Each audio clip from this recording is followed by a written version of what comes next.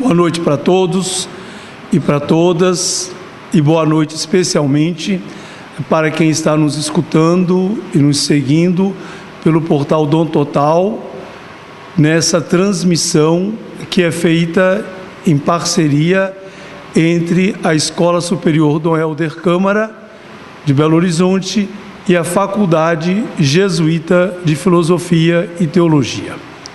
Nessas aulas, nós estamos falando sobre o Evangelho de Mateus, que será o Evangelho da liturgia dominical do próximo ano, o ano A. E nessas aulas não estamos tentando colocar o Evangelho de Mateus dentro do seu contexto.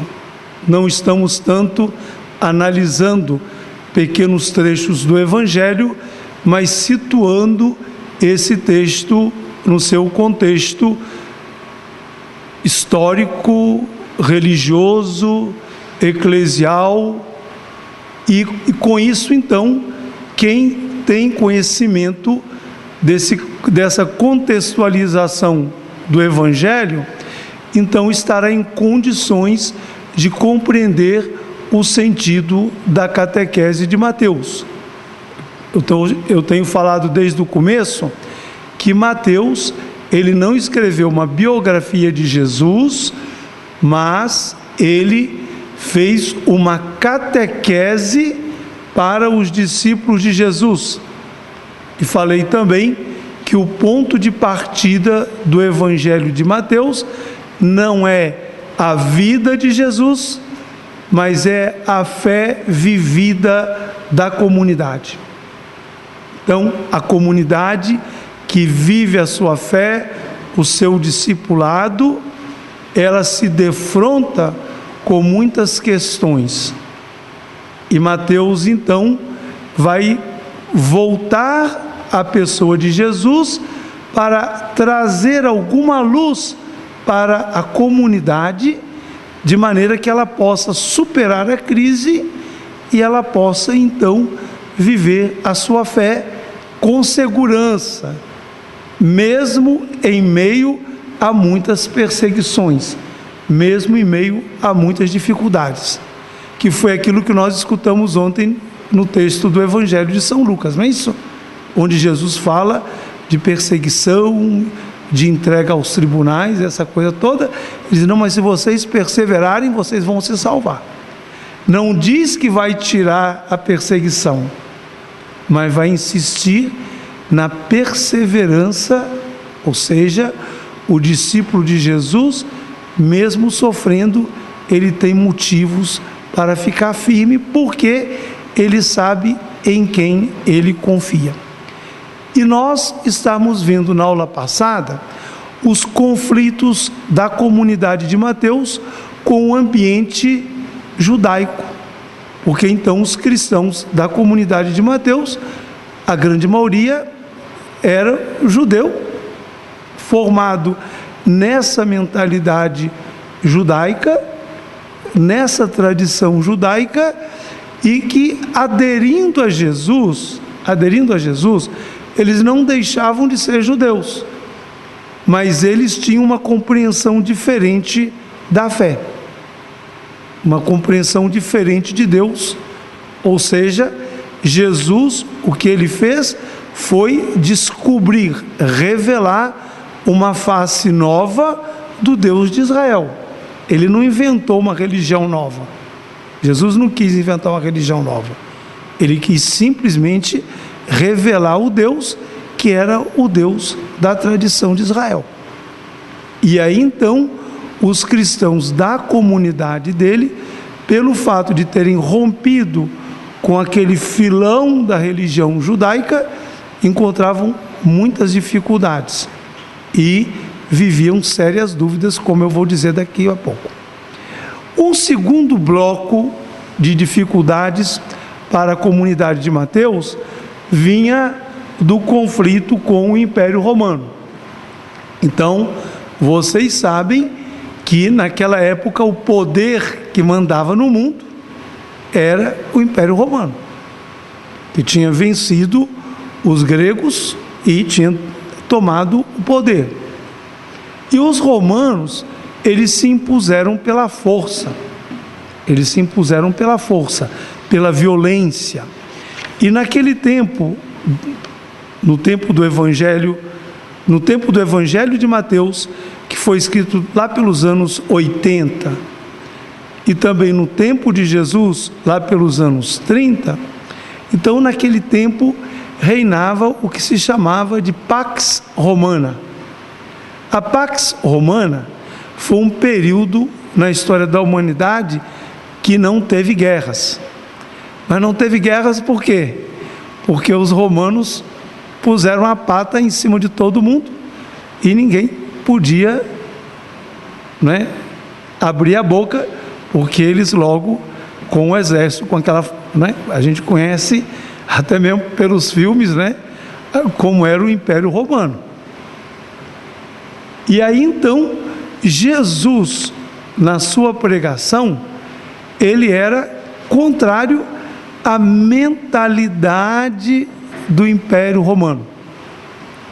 E aqui a gente tem que distinguir o Império Romano e os romanos. O Império Romano, aquelas pessoas que bebiam daquela mentalidade romana, e aquelas pessoas que estavam dentro do Império Romano e tinham que sofrer.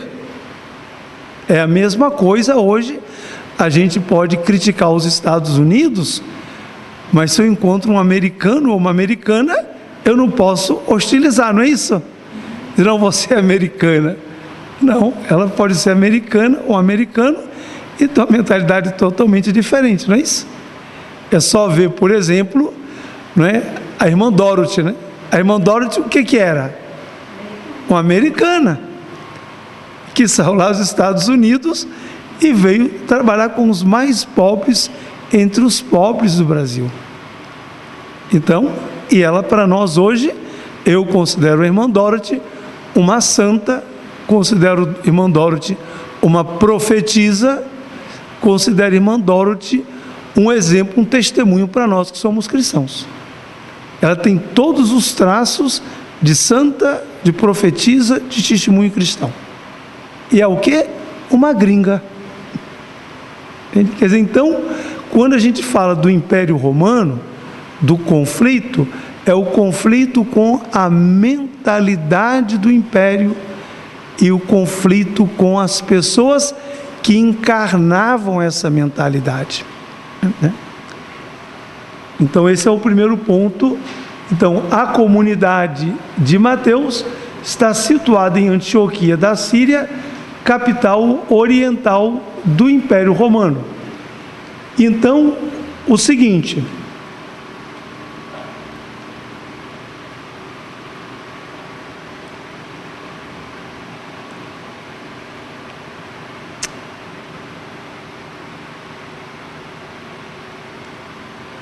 você pode ver o que aconteceu, Juliana, né?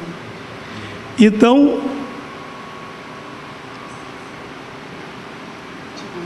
Antioquia era, vamos dizer, aquilo que se chamava a capital oriental do império. Então tinha Roma, ok, no ocidente, e tinha Antioquia no oriente. Então os romanos construíram assim, uma espécie de mini Roma para tomar conta dos limites orientais do império, exatamente para evitar as rebeliões, as revoltas dos povos vassalos. Porque quanto mais você está longe do braço do poder, mais liberdade você tem, não é isso? Quanto mais você está perto do poder, menos liberdade você tem. Assim, por isso que muitos filhos não querem ter o pai e a mãe muito por perto. Porque se a mãe e o pai estão por perto, tem controle, então quer estar longe. E aí então, para evitar essas rebeliões, então o que acontecia? Eles criaram essa estrutura no Oriente para evitar as rebeliões. Agora, acontece o seguinte, que aí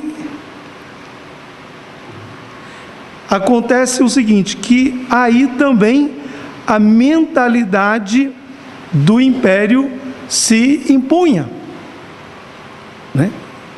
A mentalidade do império se impunha, ou seja, a grandeza, a força, né? A maravilha das coisas desse mundo, né?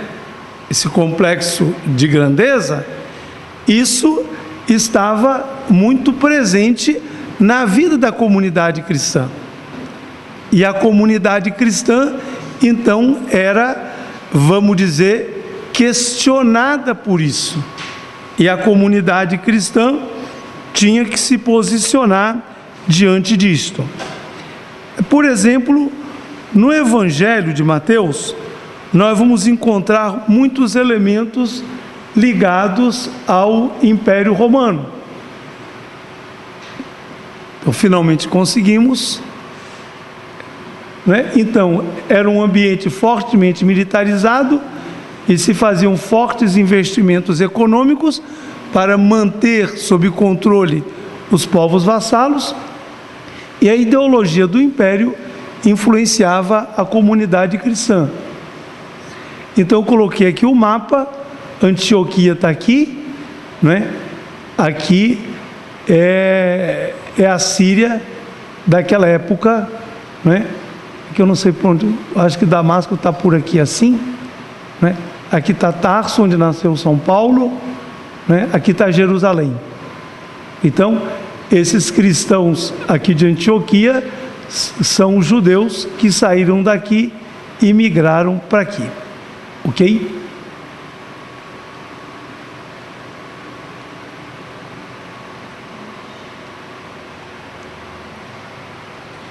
Então, muitos elementos no Evangelho de Mateus, aqui assim, na atual Turquia, né?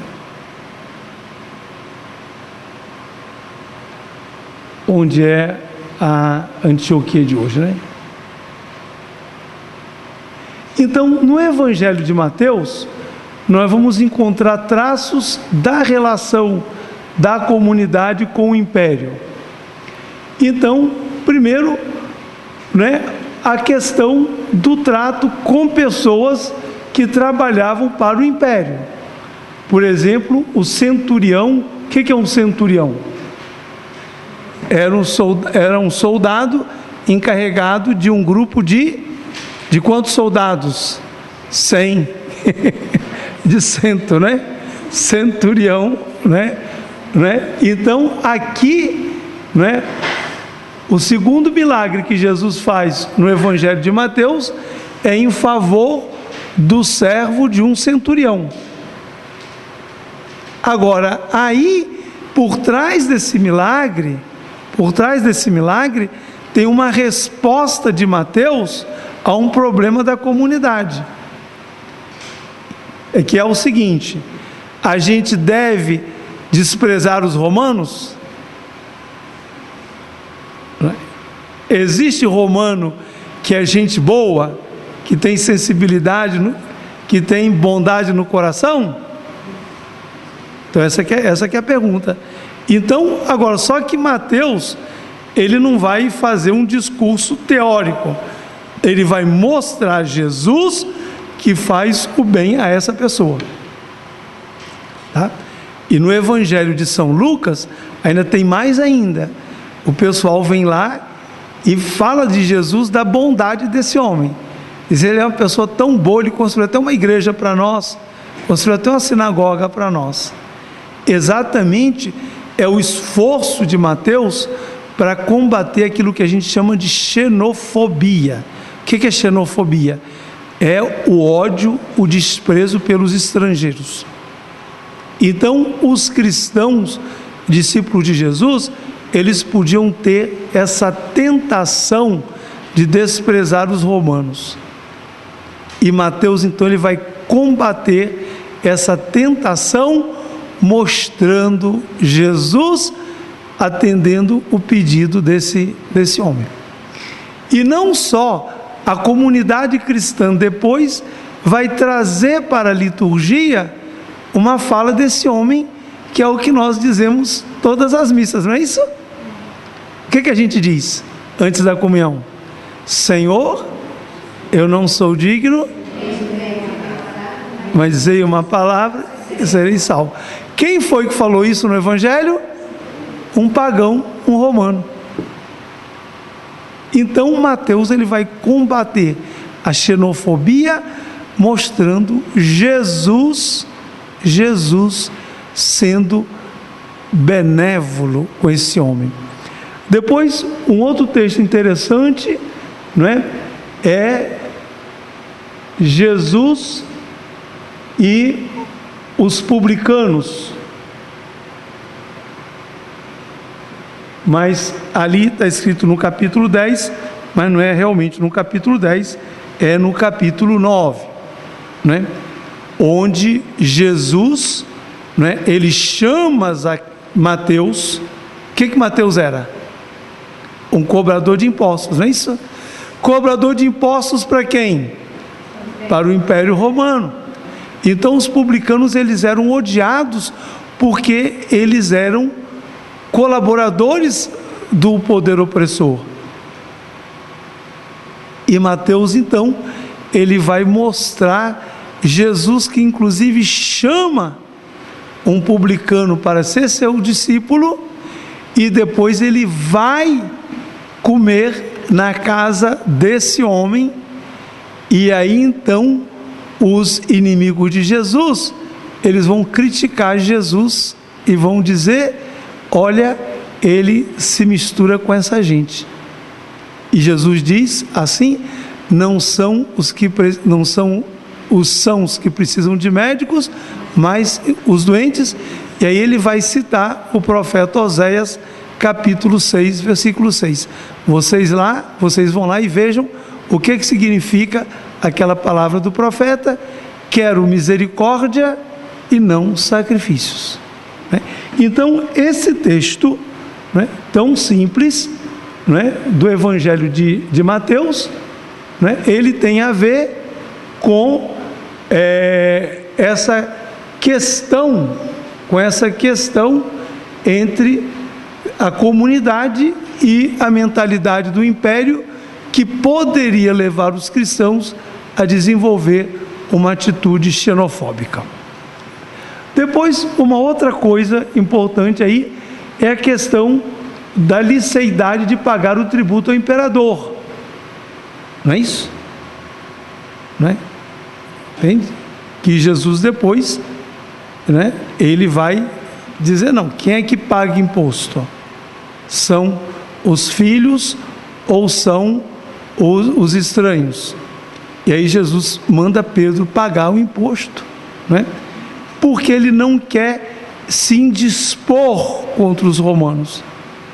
Entende? Quer dizer, os cristãos, eles não podem hostilizar os romanos, porque se eles hostilizam os romanos se fecham para a fé e depois eles acabam se tornando impermeáveis à pregação do reino, né?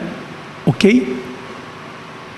Depois, então, era preciso orientar a comunidade quanto ao trato com as coisas do império, para que a comunidade não se tornasse assim: ai, que coisa linda, mas também não rejeitasse e jogasse tudo fora, o império e os romanos também.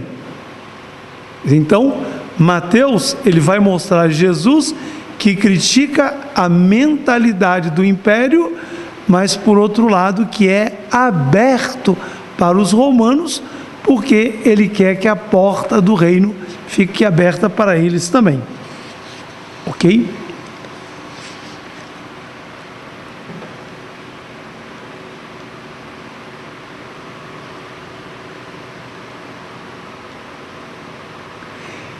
Então, traços da relação da comunidade de Mateus com o Império Romano. Então, a expressão que Mateus usa muitas vezes, né, reino dos céus, que é uma outra forma de falar reino de Deus. Por que Mateus fala reino dos céus e não reino de Deus? Porque a comunidade dele era formada de pessoas que vinham do judaísmo, e os judeus, até hoje, eles são muito zelosos em termos de não falar o nome de Deus, não pronunciar o nome de Deus em vão. Então, respeitando esse elemento da sua comunidade, Mateus não fala de reino de Deus, mas fala de reino dos céus, que é a mesma coisa. Agora, quando ele fala de reino dos céus, ele se contrapõe a quem? Ao reino de César. Entende? Deus é o Senhor do céu e da terra, é o Senhor de tudo, né? Inclusive é o Senhor de César. Então, tudo aquilo que Jesus fala no Evangelho de Mateus a respeito do reino dos céus vai exatamente na contramão do reino de César. Se o reino de César fala de vingança, o reino dos céus fala de misericórdia, né? Se fala de ódio, o reino de Deus fala de amor, né? Se o reino de César fala de pisar nas pessoas e massacrar as pessoas, o reino de Deus fala de acolher e proteger as pessoas, né? Agora, os discípulos de Jesus, então, eles são ensinados a não serem violentos e sim pacíficos, né? Bem-aventurados os que constroem a paz, porque serão chamados filhos de Deus, né? Então lá no versículo 9, bem-aventurado quando vos perseguirem e quando disserem todas coisas contra vocês por causa de mim, né? Alegrai-vos e exultai-vos, etc. Ou seja, o cristão nunca pode responder ódio com ódio. E por isso que no final do capítulo 5, Jesus vai ensinar a amar os inimigos, a rezar por aqueles que nos perseguem, aqueles que nos querem mal. Exatamente, é uma forma de Mateus ensinar a comunidade dele a não cair na armadilha do Império Romano, da mentalidade do Império, né?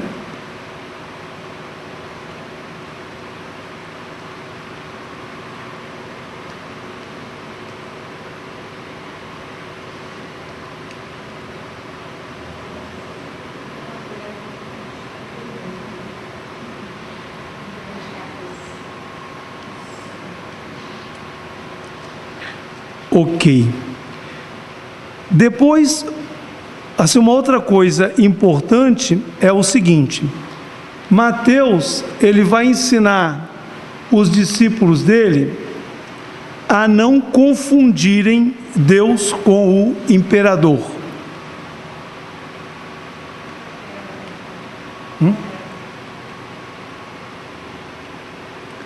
Então vamos fazer o seguinte, Juliana, senta aqui. E aí, quando tiver que passar, eu vou pedir para você passar isso. Então, passa. Ok. Entende?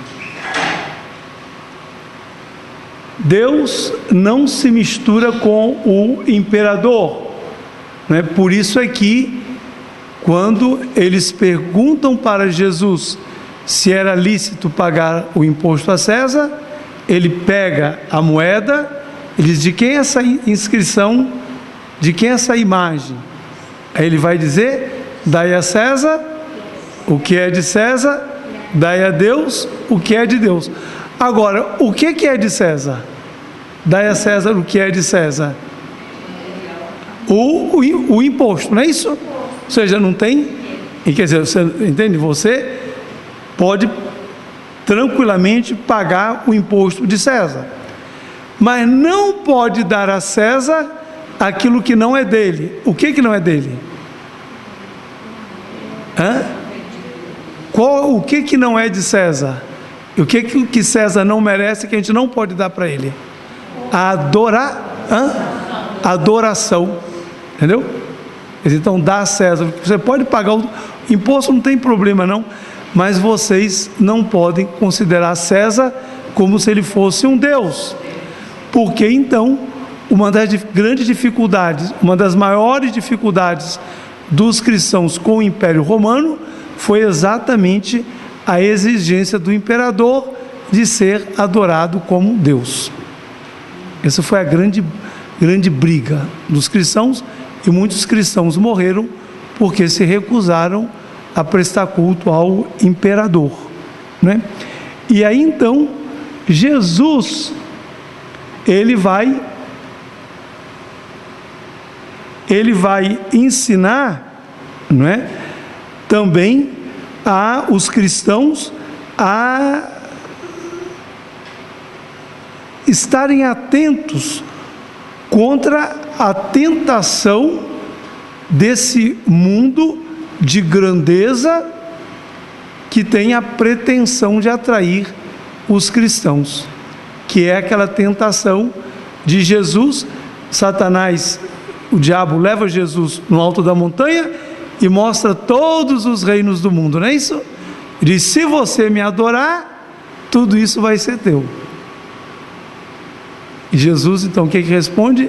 Está escrito, né? Só a Deus adorarás e só a Ele prestarás culto, né? Ou seja, é Jesus em Mateus alertando a comunidade para que a comunidade não caia na armadilha de querer adorar o império e as grandezas do império, porque o coração do discípulo pertence a Deus, ok?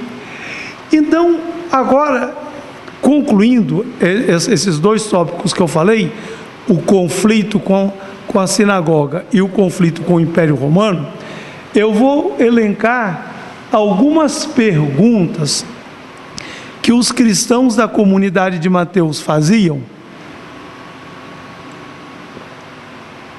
e que Mateus, então, vai responder nas entrelinhas do evangelho dele. Ele não vai dar uma resposta teórica, ele vai dar uma resposta falando da vida de Jesus. Dá para compreender isso? Então, quando a gente pega um texto, por exemplo, esse texto da tentação de Jesus, de adorar o demônio, o diabo, para ter todo o poder, é um alerta de Jesus para a comunidade de Mateus para não vender sua alma ao diabo. Entende? Para não vender a sua alma ao diabo, né? Então, por trás de cada texto do Evangelho, tem sempre uma questão do contexto dele que está sendo enfrentada. Então, uma pergunta que os cristãos da comunidade de Mateus, que vinham do judaísmo, se faziam, é essa: tem sentido trocar Moisés por Jesus? Entende? Nós até hoje fomos discípulos de Moisés, nossos pais sempre nos falaram de Moisés, da lei mosaica, etc. Tem sentido a gente deixar aquilo tudo de lado para seguir Jesus? Uma opção muito séria, não é isso? E aí, Mateus, então, ele vai mostrar Jesus como o verdadeiro Moisés, que dá a verdadeira lei para Israel. Isso está nos capítulos 5 a 7 do Evangelho de Mateus, que eu vou falar daqui a pouco, né? Então ele vai descrever Jesus como aquele verdadeiro Moisés que dá a verdadeira lei para o verdadeiro Israel.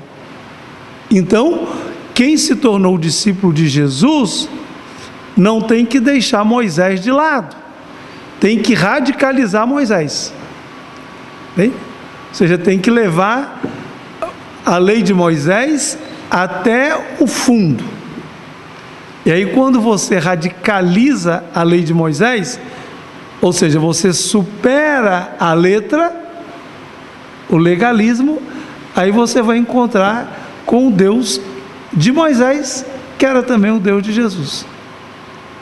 Dá para compreender isso?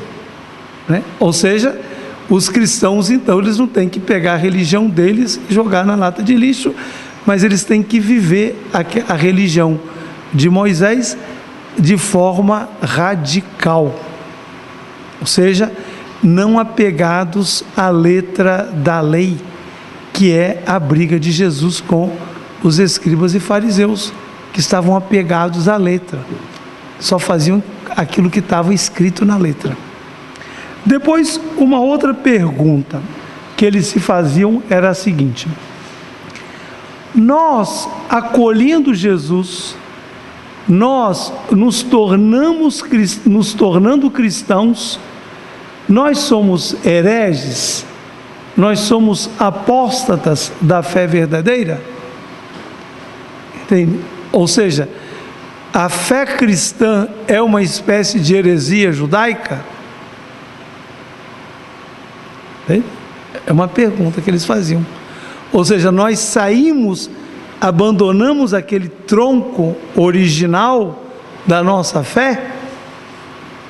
E aí Mateus, então, ele vai trabalhar com 3 ideias: a ideia da continuação, da ruptura e da superação.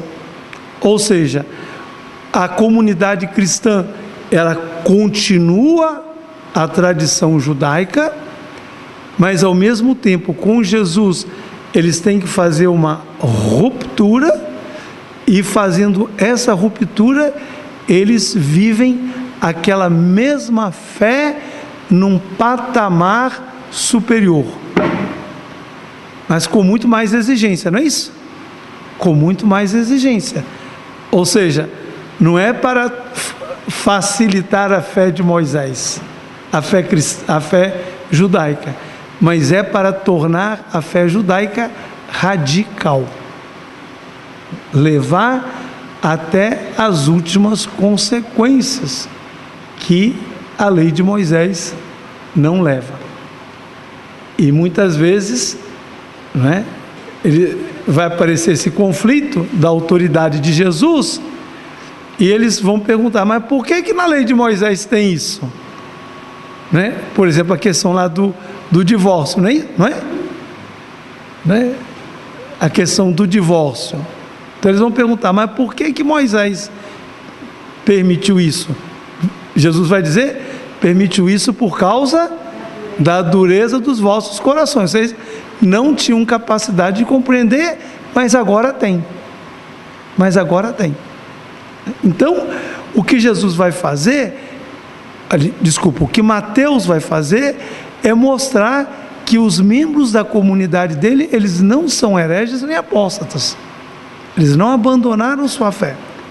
E de fato, Jesus, ele não quis criar uma nova religião. Jesus não quis criar uma nova religião, né? Depois, na sequência dos fatos, a sinagoga se separou da igreja. Mas isso não está lá no desejo de Jesus, não. Isso foram os fatos que levaram para aí. E hoje, então, né, especialmente depois do Concílio Vaticano II, a gente valoriza a nossa raiz judaica, né? A gente valoriza a nossa raiz judaica. Aquilo que a gente desprezava, então agora a gente diz: não tem como desprezar, porque é daí que nós viemos. Então, isso foi um grande passo no Concílio Vaticano II, não é? Porque se a gente tira a nossa raiz judaica, a gente fica pairando no ar. A gente não fica sem chão. Fica sem chão, né? E Jesus realmente, o que ele pensou de Deus foi nesse patamar judaico. Depois, uma outra pergunta que vai sempre nessa mesma linha, não é? Fazendo-nos cristãos, será preciso jogar fora tudo quanto aprendemos de nossos antepassados? Entende? Quer dizer, então agora a gente tem que começar com uma religião nova, começar da estaca zero, né? Passar assim uma vassoura naquele passado. E Mateus vai dizer: não, tem que radicalizar a sua fé. Agora, um ponto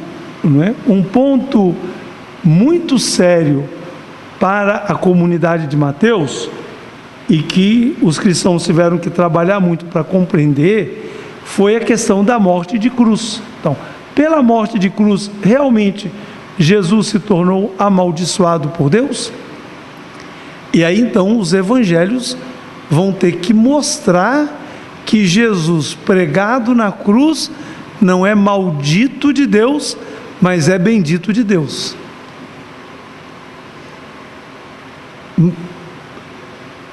E qual é o caminho dessa bem-aventurança de Jesus? É o caminho da fidelidade ao Pai.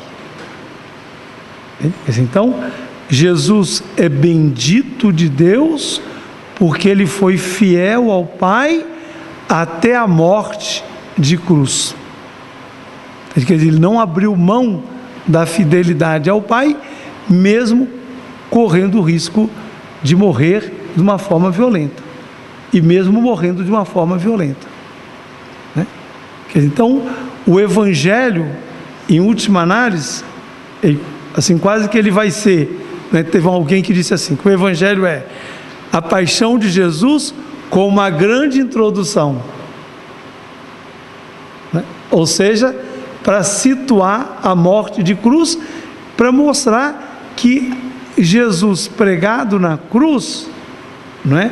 Aquilo não é de forma alguma sinal da ruptura dele com Deus, como se podia pensar, mas pelo contrário, é o sinal da fidelidade radical dele a Deus.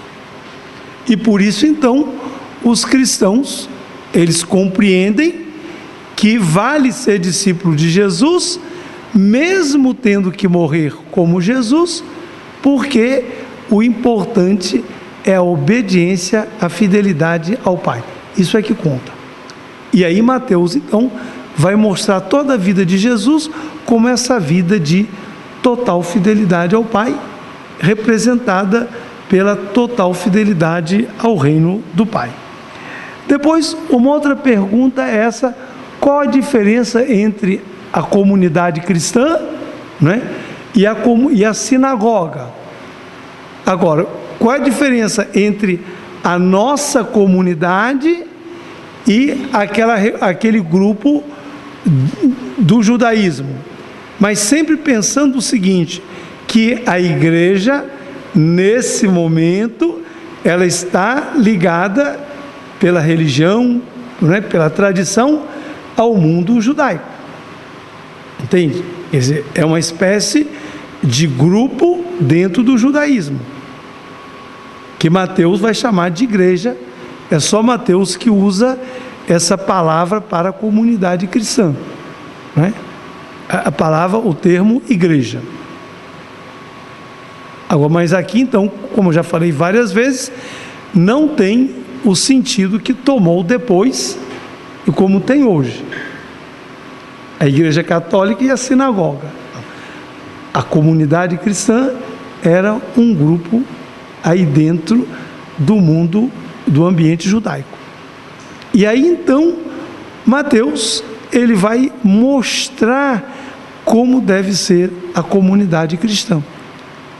E aí então, isso ele vai tratar de modo muito especial no capítulo 18 do evangelho dele, né? Ou seja, a comunidade tem que ser uma comunidade de fraternidade, de perdão, né? Uma comunidade de perdão, uma comunidade de respeito por todos, especialmente pelos pequeninos, uma comunidade onde não tenha hierarquia, né? Quem é grande e quem é pequeno, quem manda e quem obedece. Assim, uma comunidade centrada na pessoa de Jesus e não na figura de um rabino. ou de um líder. Então Mateus, ele vai explicitar para o grupo dele o que significa ser a comunidade dos discípulos de Jesus e qual é a diferença com relação à sinagoga. Ou seja, na comunidade de Jesus não precisa de ter uma pessoa como tem na sinagoga para ficar explicando a letra da lei. Porque então eles têm que entender tudo a partir da ótica de Jesus, né? Então, assim, qual a originalidade da igreja? Não é melhor permanecer no que já estávamos? Ou seja, não mudar? Porque a comunidade dele entrava em crise, não é isso? Né? Entrava em crise, então ele tinha que explicar, e essas eram as perguntas fundamentais da comunidade de Mateus em relação à sinagoga. Agora, em relação ao Império Romano, né? Em relação ao Império Romano, também tinham várias perguntas, não é isso? Uma pergunta é essa aí: vale a pena enfrentar os opressores romanos, rejeitando a pretensão do imperador de ser adorado como Deus e sofrer por causa da fé? Não é melhor a gente prestar culto ao imperador, né, queimar incenso a ele e salvar a nossa pele? E não ter que sofrer? Do que ser discípulo de Jesus e não aceitar adorar o imperador e por isso ser perseguido? Não é? Que é uma questão também para a gente hoje, não é isso? Não é? É uma questão para a gente hoje. Então pega, por exemplo, uma pessoa que é toda vaidosa, que, né, uma pessoa que só pensa nela mesma, etc., e você que é de comunidade, está preocupada com os pobres, etc., etc. E a pessoa diz: sua boba, trabalhando com esse pessoal não merece, né? E aí você entra em crise, mas será que não seria melhor, ao invés de eu estar aí ajudando esse povo, eu estar na minha casa, fazendo as minhas coisas, etc., etc., etc., né? E hoje também a pergunta é essa: vale a pena a gente enfrentar a mentalidade do mundo? Sei lá, vale a pena a gente ter amor no coração no mundo egoísta? Vale a pena a gente perdoar no mundo que só fala de vingança?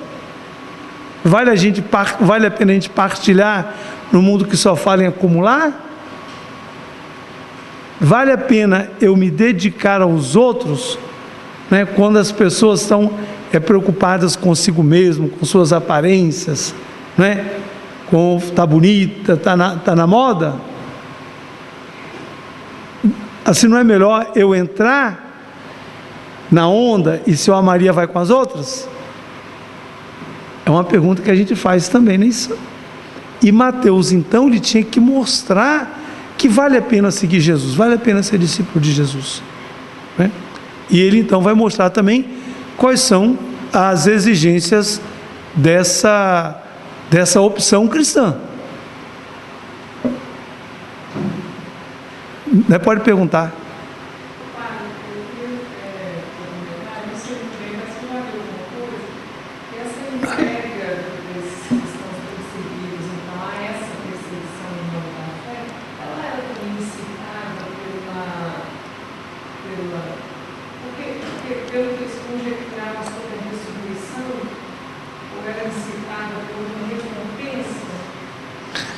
Não era propriamente esse problema, não, entendeu?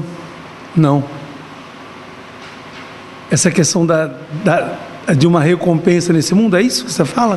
Como é? Eles eram motivados a se entregarem diante dessa perseguição, a não abrir mão da fé, por algum olhar assim, de recompensa.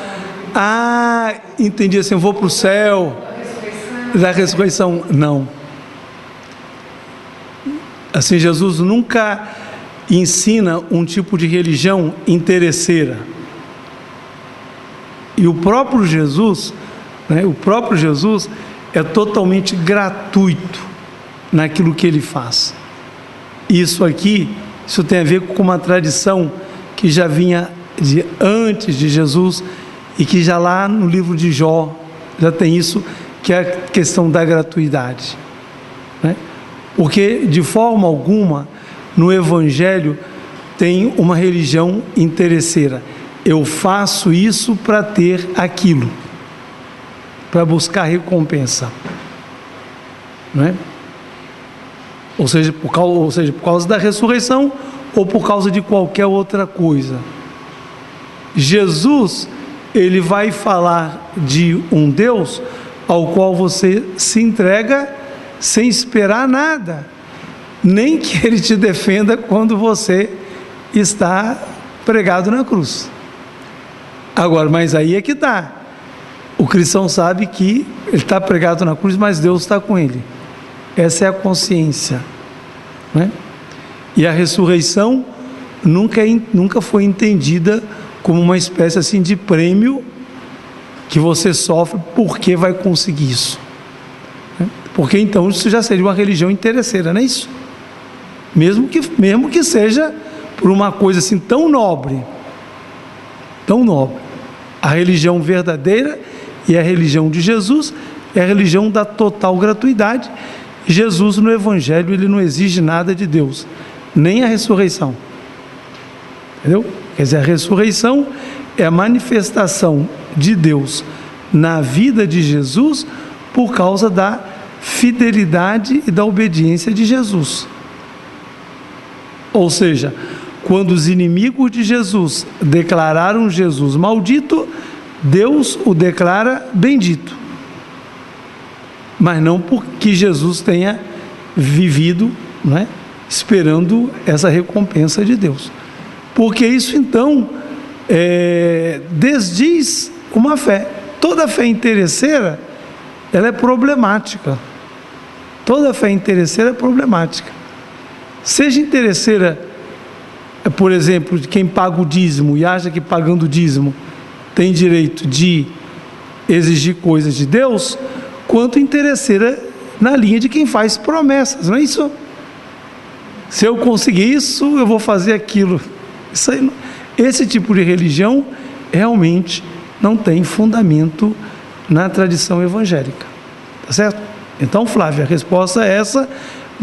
Os primeiros cristãos, eles não sofreram por causa da espera de uma retribuição, mas simplesmente porque eles perceberam que valia a pena viver como Jesus viveu, mesmo tendo que morrer como ele morreu. Entendeu? Vale a pena viver como Jesus viveu, mesmo tendo que morrer como ele morreu, porque o caminho dele foi o caminho da fidelidade e da obediência ao Pai. Essa que é a consciência dos discípulos de Jesus, né? E existe alguma aproximação entre a experiência dos macabeus com essa experiência da vida de entrega dos cristãos? Isso. Os macabeus, eles são de pelo menos 2 séculos antes, né? Então, aí, eles já começam a perceber o seguinte: aquilo que eles chamam de ressurreição é o seguinte: eles percebem que o justo, depois que morre, não vai lá para o Sheol e tendo a mesma sorte que os ímpios. Porque era assim que eles pensavam, que depois que a pessoa morre, vai todo mundo para o Sheol, ímpios e justos. Então, quando os macabeus já falam nessa esperança da ressurreição, eles estão pensando nisso. Nós vamos morrer por causa da nossa fé, mas nosso Deus não vai deixar a gente ir para onde vão os ímpios. Deus vai nos levar para junto dele. Isso é a fidelidade a Deus, né? Ou seja, nós não nos dobramos diante do ímpio, e por isso então Deus nos acolhe, ele aceita esse gesto de obediência e de fidelidade, né? Agora, depois, lá no tempo de Jesus, é uma continuação desse pensamento que já começou muito antes. Agora, só que Jesus, então, aí ele fala de Deus como Pai, né? Ele já tem ele tem uma outra teologia, mas que é desdobramento dessa visão que vem de muito antes. Você tem razão. Ou seja, eles não inventam isso.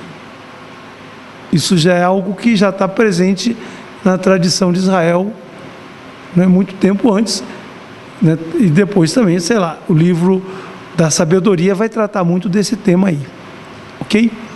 Então, outra pergunta: nós rompemos com o Império Romano, nós vamos dar conta de viver sempre marginalizados e perseguidos? Será que a gente vai cansar dessa vida? Se não é melhor então a gente ceder e acabar de parar de sofrer? E por isso então é que os evangelhos vão insistir muito no tema da partilha. E eu falei para vocês a questão da multiplicação dos pães, não é isso? Quer dizer, como que a gente vai sobreviver? E Mateus então vai ensinar a lição de quê? Da solidariedade e da partilha. Ou seja, o cristão, ele não pode pensar só em si mesmo, ele tem que pensar também no irmão que precisa, que tem fome. Mas uma fome que brota disso, você é marginalizado pelo sistema. Eu falei aqui na vez passada, né? É como quem mora no interior e é da oposição. E aí ganha o partido contrário. Aí você não tem direito mais a nada, não é isso? Aí você é mandado embora, você trabalhava na prefeitura, é mandado embora, você fica doente, você não tem médico, não é? Você liga o rádio, estão falando mal de você no rádio, estão te caluniando, então chega o momento seguinte: não é melhor passar do lado deles e pronto, acabar com isso? Hein? Ou então, até quando eu vou dar conta de enfrentar isso? É uma coisa mais ou menos assim que os cristãos viviam no começo, né? Ou seja, tendo rompido com o esquema, com a estrutura do império, né? Depois, uma outra pergunta é essa, que tem a ver com a de cima: é possível como cristão sobreviver socioeconomicamente? Né? Se eu rompi com o sistema, né? Eu sou um marginal dentro desse sistema, eu posso sobreviver aí? É uma pergunta que os cristãos levantavam. Depois, uma outra coisa que tem a ver com aquilo que eu falei antes, porque a morte de cruz era a morte mais terrível que havia naquela época, né? A morte de cruz era a morte mais terrível que havia naquela época.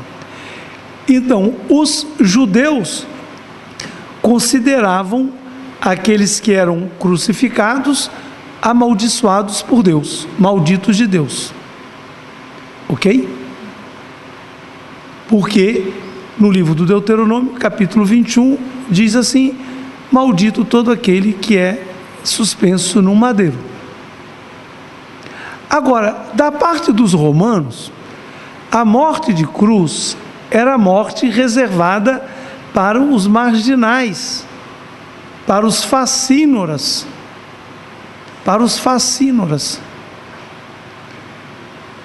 Um cidadão romano jamais era condenado à morte de cruz. Jesus pregado na cruz, quem olhava já dizia que ele era o quê? O marginal. Agora, como que você vai dizer que você segue um marginal? Né? Como que você vai dizer para as pessoas que você dá o ouvido, que você se deixa guiar por um marginal? E aí Mateus, então, ele vai ter que dar fundamentos para a comunidade dele perceber que aquela morte de Jesus foi uma morte totalmente injusta, foi uma morte tramada. Ou seja, a morte de Jesus é fruto da perseguição dos seus adversários, dos seus inimigos, e não fruto da maldade que ele tenha praticado. Aí então vai mostrar Jesus praticando só o bem. Dá para compreender isso? Né? Então, quando os cristãos leem a catequese de Mateus e que chegam na morte de cruz e olham para Jesus, vai dizer, não pode ser o marginal, esse não pode ser um fascínio, não pode ser um mau elemento. Mas aí então, com a catequese, a pessoa tem argumentos para dizer que ele não era o mau elemento. E como é que Mateus mostra que Jesus não era o mau elemento? O marginal? Hein? Exatamente. Mostra Jesus fazendo o quê? Fazendo bem às pessoas. Não é? Jesus curando, Jesus ajudando as pessoas. Então, isso aí, não é, vai ajudar a comunidade a superar essa crise. E a comunidade, então, lendo a catequese de Mateus, ela, no final das contas, vai dizer, não pode ser um marginal esse homem. A morte de cruz dele é fruto da injustiça. E por isso, então, Mateus vai mostrar o julgamento de Jesus sendo feito totalmente à revelia da lei, não é isso? Ao arrepio da lei. Ou seja, não segue o padrão de um julgamento normal.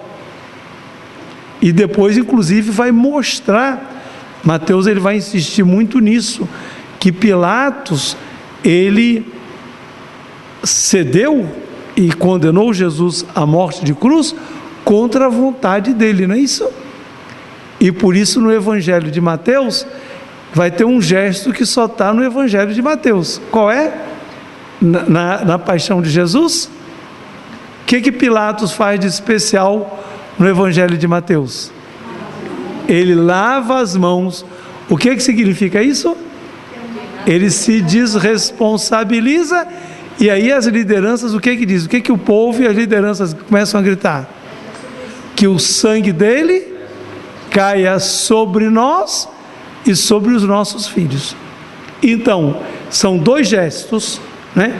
Por um lado, um gesto de desresponsabilização, ou seja, a autoridade romana condenou Jesus à morte de cruz, mas sem estar convencido disso. E por outro lado, uma responsabilização das autoridades do povo judeu, que vão dizer que o sangue dele caia sobre nós e sobre o nosso filho, os nossos filhos. E aí no Evangelho de Mateus tem uma cena que é dele, só dele. Mateus ele vai colocar na cena do Evangelho no Evangelho da Paixão a figura da esposa de Pilatos. O que essa pagã diz para o marido dela? Exatamente, né? Então vai dizer para ele não se meter com esse justo. Ela teve um sonho, ela foi atormentada em sonho. Agora, o que Mateus quer dizer com isso?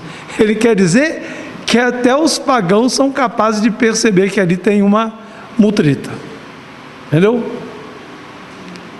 Até uma simples pagã, uma pessoa que não foi discípula de Jesus, que não foi, vamos dizer, instruída por ele, ela se deu conta de que Jesus é justo. E ela se deu conta como? Ela teve um sonho, não é isso? Ela foi atormentada com um sonho. Significa essa questão do sonho e do sono é a forma de Deus revelar, é uma forma da revelação de Deus. Então, Mateus está dizendo o seguinte, que aquela pagã teve sensibilidade de perceber a ação de Deus na vida de Jesus, quando muitas pessoas que deveriam ter condições disso, inclusive os discípulos dele, né? Deram todos no pé, foram embora, não é isso? Né? Então, Mateus ele vai mostrar que Jesus não é um marginal nem um bandido, entendeu? E que ele morreu na cruz, morreu, mas não porque era marginal, Morreu porque ele foi vítima da violência, foi vítima da maldade, foi vítima da injustiça, mas não porque não que ele fosse marginal. E o Evangelho vai ajudar os discípulos a perceberem isso. Depois, como pensar a relação entre a igreja e o império? Rejeição? Justaposição? Está aí, mas não se misturar? Rejeitar? Está aí, mas sem se misturar? Ou integração? Nós vamos entrar nesse mundo, vamos vestir a roupagem do império. E aí, então, aquilo que eu falei para vocês, Mateus, então, ele vai dizer que o cristão é sal da terra, luz do mundo. Ou seja, ele não tem que viver à margem, ele tem que viver dentro do mundo. Então ele não pode viver à margem do Império Romano. Capítulo 5, versículo de 13 a 16. Vós sois o sal da terra, vós sois a luz do mundo. Então o cristão, ele não vai viver à margem do mundo, ele vai viver integrado no mundo. Porém, o quê? Assim, qual é o diferencial da presença do cristão no mundo? Isso. Ele vai transformar o mundo com a sua presença. E ele não precisa ser muito, O sal é só uma pitadinha, não é isso? A luz é só essas coisinhas que estão aí, mas iluminam. Então isso aqui é importante. Então o cristão, ele tem que estar no mundo, ele sabe que ele é minoria, mas onde ele estiver, ele tem que marcar presença, ele tem que marcar presença com os valores do reino, do perdão, da misericórdia, da bondade, da partilha, etc, etc. Então, com tudo isso, finalizando essa segunda aula, qual seria então a finalidade do Evangelho de Mateus? Primeiro, oferecer um resumo da proposta do discipulado cristão para quem deseja tornar-se discípulo de Jesus. Então Mateus, ele faz uma espécie de catecismo do discipulado. Ou seja, quem quiser ser discípulo de Jesus, aqui está o projeto. Ou seja, o discipulado cristão, ele tem objetividade. Não é uma coisa que as pessoas vão inventando da cabeça. É como acontece hoje, As pessoas vão na igreja onde o padre ou o pastor fala aquilo que ela gosta. Não vai para ouvir o que precisa de ouvir, Vai ali onde o padre fala aquilo que ela gosta, aquilo que o pastor fala, aquilo que ela gosta. Mas isso não é projeto de Jesus. O projeto de Jesus, ele tem objetividade. E aí então, o discípulo de Jesus, ele não pode abraçar o projeto de Jesus e depois ir adaptando as coisas, não é isso? Isso que Jesus vai dizer: vocês não podem servir a Deus e ao dinheiro.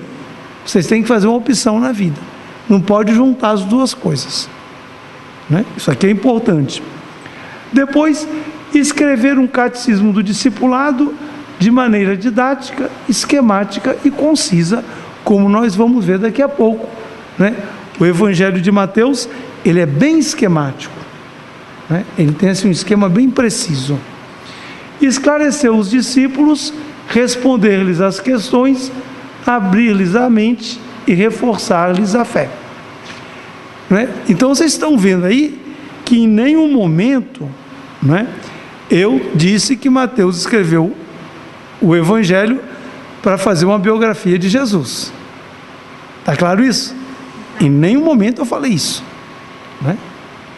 Ele fala de Jesus, mas para iluminar a fé da comunidade, para preparar os discípulos para enfrentar a intolerância judaica e a pressão romana, eles terem consciência de que vale a pena ser discípulo de Jesus.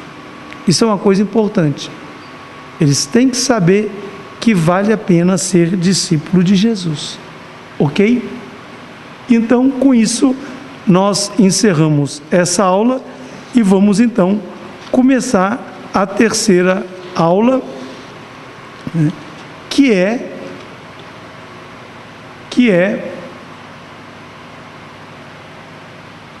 uma apresentação da dinâmica interna do Evangelho de Mateus, né, a estrutura literário-teológica do Evangelho.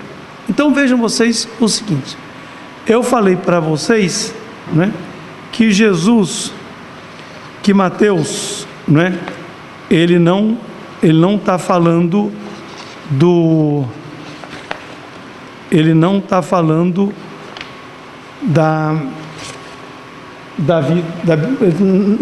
está fazendo uma biografia de Jesus, né, mas ele está fazendo um catecismo, mas ele não está fazendo assim um catecismo que seja uma coisa quebrada, entende? Quer dizer, então ele escreve um texto muito bem articulado, que é o que nós vamos ver agora. Então, o Evangelho de Mateus tem uma estrutura clara em vista da formação para o discipulado cristão e o posterior apostolado. A vida e o ministério de Jesus servem de referência para essa catequese. Então ele vai seguindo o fluxo da vida de Jesus, né, nessa catequese que ele vai fazer. Agora, dentro do Evangelho, isso aqui é importante, né? Mateus, ele vai trabalhar com três categorias. A categoria de multidão, a categoria de discípulo e a categoria de apóstolo. Agora, acontece o seguinte, que multidão, discípulo e apóstolo não são conceitos sociológicos, são conceitos teológicos. E se definem pela relação que a pessoa tem com Jesus. Então, a pessoa é multidão, né? Multidão é quem não é discípulo. Multidão é aquela pessoa que olha para Jesus com curiosidade, né? Mas é de fora, é externo. Ele ainda não aderiu de coração a Jesus. Ele pode até ter uma certa boa vontade, mas ele não tem compromisso com Jesus. E esse é o ponto de partida. Tá? Quando essa pessoa tem contato com Jesus, tem acesso à pregação de Jesus, e ela diz sim a Jesus, ela vai se tornar o quê? Discípulo. Então, discípulo é aquele que se comprometeu com Jesus, né? Aquele que deu o passo da fé. Acontece o seguinte, que no Evangelho de Mateus, o discípulo, ele necessariamente tem que se transformar em apóstolo. Ele tem que ser anunciador do reino. E por isso que no Evangelho de Mateus, no final, né, ele vai apresentar Jesus enviando, não é isso? Ide por todo mundo, pregai o Evangelho a toda criatura, né? Então, todo discípulo tem que se tornar apóstolo. Agora, torna-se apóstolo sem deixar de ser discípulo. Isso aqui é interessante. Ou seja, o apóstolo cristão, ele continua a ser discípulo de Jesus, né? E por isso é que Jesus, no capítulo 23, vai dizer assim: a ninguém chameis de mestre, porque um só é o vosso mestre. A ninguém chameis de guia, porque um só é o vosso guia. E aí então o que acontece? Então a pessoa passa do ser multidão para ser discípulo, depois Vou sair lá do foco, né? Depois, ela se torna apóstola, se mantendo discípula, para trazer as multidões para o discipulado. Você dá para compreender isso? O apóstolo, o discípulo, ele se torna apóstolo, sem deixar de ser discípulo, para trazer as multidões para um discipulado, que por sua vez também vão se transformar em apóstolos. Pergunta: qual é a diferença entre apóstolo e discípulo? Vamos ver o seguinte, vamos ver o fenômeno, né? O discípulo, ele está relacionado com quem? O discípulo, ele se define a partir da sua relação com quem? Com o mestre, tá certo? E numa relação discípulo-mestre, como é que se dá a relação discípulo-mestre? Um ensina, outro aprende. Um pergunta e o outro responde. Isso vai ser muito forte no Evangelho de Mateus. Ele vai trabalhar com a ideia de Jesus mestre. Um sabe e o outro não sabe, né?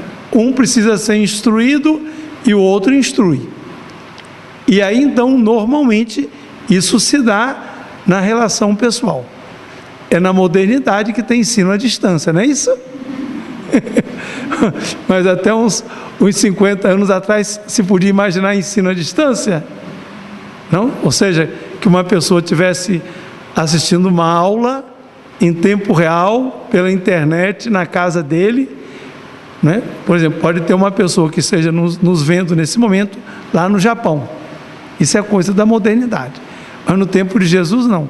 O discipulado se dava na relação pessoal, na escola. Ok.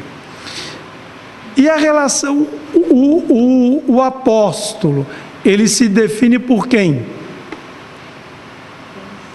Apóstolo é o enviado. Ele se define por quem? O envia. Não, no mestre não. O apóstolo é o enviado, né? O enviado e o enviante. E aqui fundamentalmente é isso. O enviante dá uma missão para o enviado tem que executar a missão e voltar e prestar contas. Não é isso? E aí então, o verdadeiro enviado é aquele que cumpre a missão recebida da forma mais correta possível, não é isso? Não é? Porque se eu peço uma coisa para você, ou vamos dizer assim, se eu te mando fazer uma coisa, vamos dizer assim, em termos de mandar mesmo, eu mando você fazer uma coisa, você faz exatamente o contrário, não é isso? Então você é um péssimo enviado, não é isso? Eu digo, você vai lá e faça isso. Aí você vai lá e faz tudo o contrário, né? Quer dizer, então, o bom apóstolo, o bom enviado, é aquele que executa a missão da forma mais correta possível. Agora, aí é que está, né? Então, no apostolado, você, né, nessa relação de enviante e enviado, então aí não tem a relação pessoal, não é isso? Porque você tem que sair. Mas aí então o que Mateus inculca na cabeça da comunidade dele? O seguinte, que onde o discípulo estiver, Jesus está com ele. Eis que estarei convosco todos os dias até o fim dos tempos. Onde 2 ou mais estiverem reunidos em meu nome, aí estarei no meio deles. Ou seja, Mateus vai insistir nessa lição de que o apóstolo cristão, ele não está abandonado, ele não está largado. Jesus está aí. E por isso que nós, na nossa liturgia, né, quando ele diz, o celebrante diz, o Senhor esteja com vocês, o que a gente diz? Ele está no meio de nós. Assim nós não dizemos assim, nós achamos que Ele está no meio de nós. Nós lemos na Bíblia que Ele está no meio de nós. O catecismo disse que Ele está no meio de nós. Não é assim que a gente fala, não. O que a gente fala? A gente faz uma afirmação. Ele está no meio de nós. Quer dizer, enquanto Ele está no meio de nós, aí se estabelece uma relação de discipulado. Mas nós estamos no mundo, e onde a gente estiver, a gente tem que dar testemunho da nossa fé, não é isso? A gente tem que se saber enviado por Jesus. Assim deu para entender essa dinâmica? Porque isso, com o passar do tempo, os cristãos foram esquecendo isso, né? E aí então foram trocando a fé pela religião, e aí então já não mais ouviam o que Jesus falava, mas ouvia aquilo que a religião mandava. Isso foi um grande, foi e é um grande drama do cristianismo, não é isso? Isso tanto nas igrejas, na igreja católica, quanto nas igrejas evangélicas, não é isso? A tentação dos líderes de querer mandar nas pessoas, não é isso? E ao invés de levar as pessoas para se tornarem discípulas de Jesus, elas acabam sendo discípulas de quem? Dos fulaninhos, não é isso? Então a gente tem que ter muita atenção, porque o apóstolo verdadeiro, ele vai atrás para fazer discípulos de Jesus e não dele. E aí então tem esse fenômeno, não é isso? Aí o padre muda, aí o pessoal faz um abaixo-assinado, que não sei lá o quê, e aí o pessoal passa aí na missa desse padre que agora mora não sei aonde. Espera aí, está errado, não é isso? Não é? Esse personalismo que foi entrando, né? Isso aí está totalmente errado.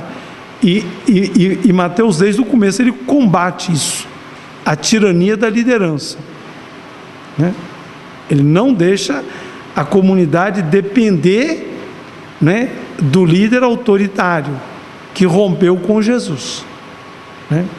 E isso é muito claro, por exemplo, no capítulo 18, né, quando tem aquela questão da excomunhão, não é isso? Se teu irmão pecar contra ti, vai e fala com ele. Depois, se não atender, chama 2 ou mais pessoas. Pois chama a igreja. Mas em momento algum diz assim, leva lá no líder e deixa o líder decidir sozinho. É a comunidade que vai refletir, porque Mateus, ele sabe o que significa uma comunidade embaixo da tutela de um líder tirano. E nós também sabemos, não é isso? Nós sabemos muito bem. Ok. Então, agora, para você passar do discipulado para o apostolado, né? Para você estar preparado para ser apóstolo, você tem que ter acompanhado Jesus até a cruz. Por quê? Porque qual é a grande tentação do apóstolo? É apresentar um Jesus pela metade.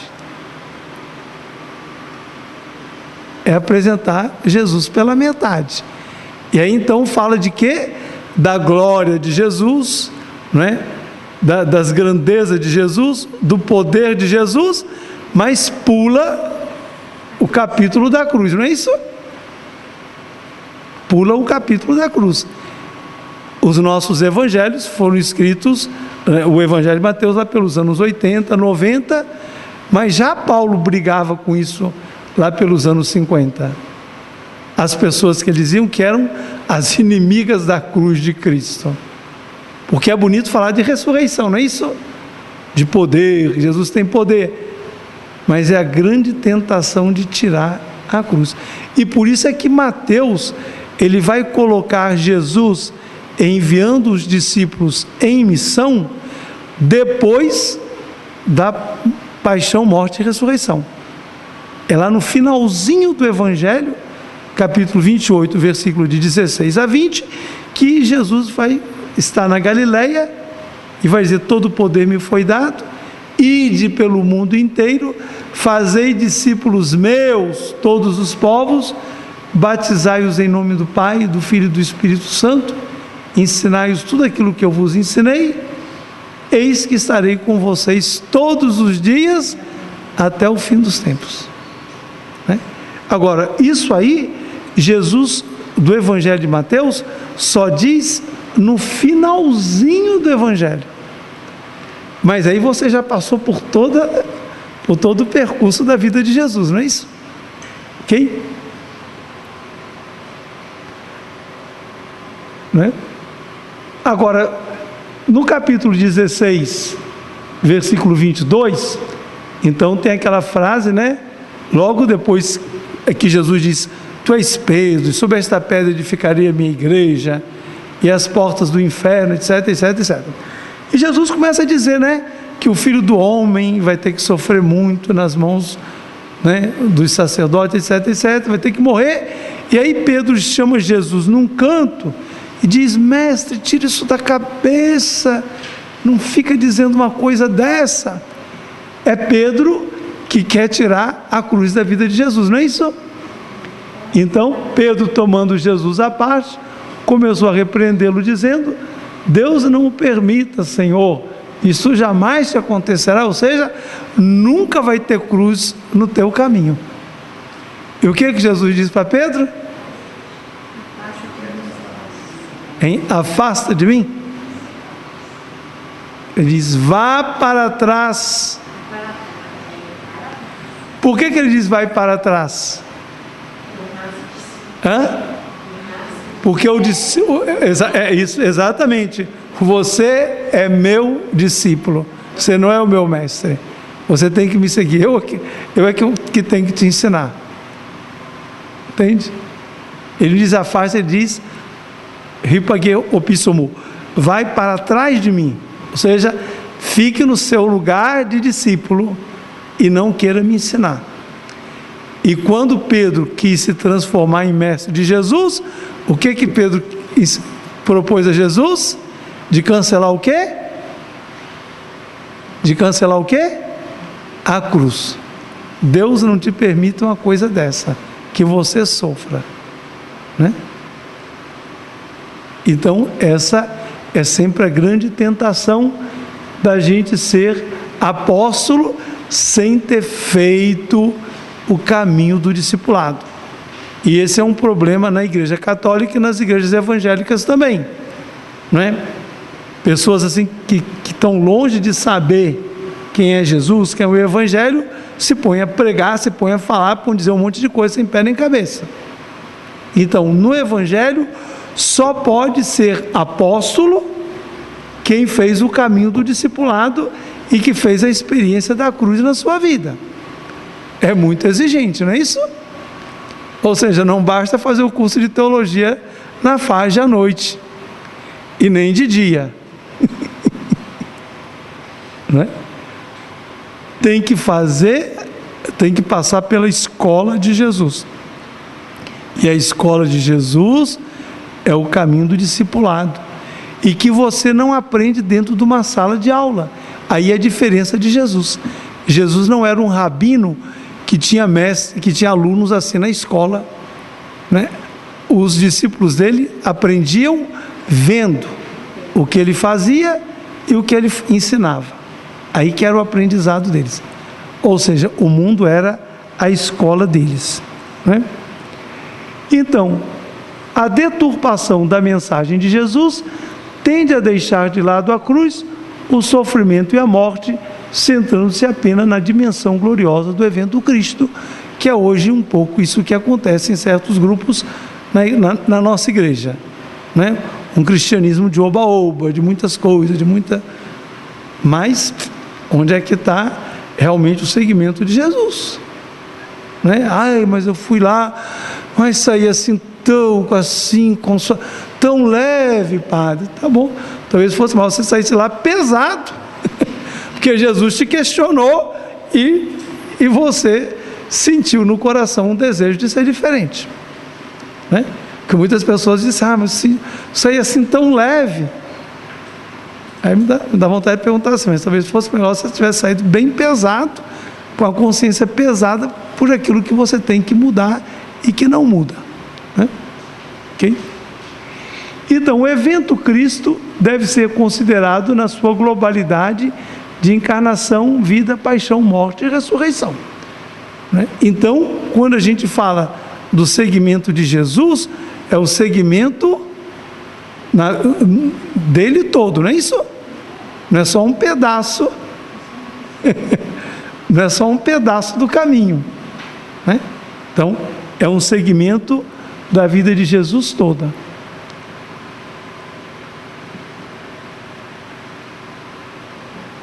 Então, assim, só para terminar, o Evangelho de Mateus, ele é estruturado em torno de 5 grandes discursos, né? Em torno de 5 grandes discursos, e esses 5 grandes discursos de Jesus, eles recordam os 5 livros da Torá, né? E esses discursos, eles são delimitados por essas 5 frases que aparecem no Evangelho. Em 7:28, diz assim: quando ele terminou estas palavras, que fecha o capítulo 5 ao capítulo 7. Depois, 11:1, quando Jesus terminou essas instruções, que fecha o capítulo 10. Quando Jesus terminou de contar essas parábolas, que fecha o capítulo 13, o capítulo 19:1, quando terminou essas palavras, que fecha o capítulo 19, e depois que terminou todas essas palavras, que fecha os capítulos 24, 25.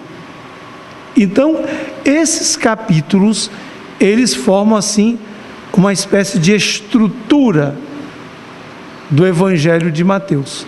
E essa estrutura corresponde a 5 grandes discursos de Jesus para a comunidade que está sendo formada, que está sendo educada por ele para viver a fé em meio a contradições. Então, na próxima aula, nós vamos continuar essa questão. Então, agradeço a presença de vocês, agradeço especialmente aqueles que nos acompanharam através do portal Dom Total, nessa transmissão em parceria, fruto de uma parceria entre a Escola Superior Dom Helder Câmara, de Belo Horizonte, e a Faculdade Jesuíta de Filosofia e Teologia.